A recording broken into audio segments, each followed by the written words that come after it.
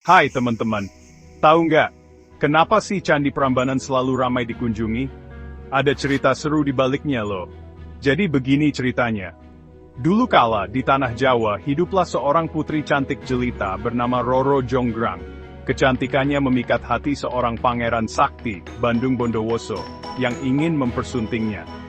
Tapi, Roro Jonggrang punya rencana cerdik untuk menolak lamaran sang pangeran. Ia pun mengajukan syarat yang mustahil membangun 1000 candi dalam waktu semalam. Bandung Bondowoso yang sakti hampir saja berhasil menyelesaikannya. Namun, Roro Jonggrang tak kehabisan akal. Ia mengelabui sang pangeran dengan menciptakan suasana seperti fajar menyingsing. Ia meminta penduduk desa menumbuk padi dan menyalakan api.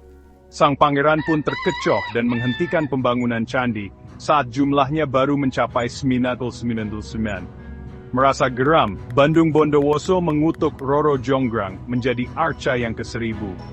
Hingga kini, Candi Prambanan masih berdiri kokoh sebagai simbol cinta, pengkhianatan, dan kesaktian. Setiap batu di candi ini seakan berbisik menceritakan kisah Roro Jonggrang. Nah, sebelum kamu pergi, jangan lupa klik suka, berlangganan, dan bagikan cerita seru ini ke teman-temanmu ya. Sampai jumpa di cerita legenda berikutnya.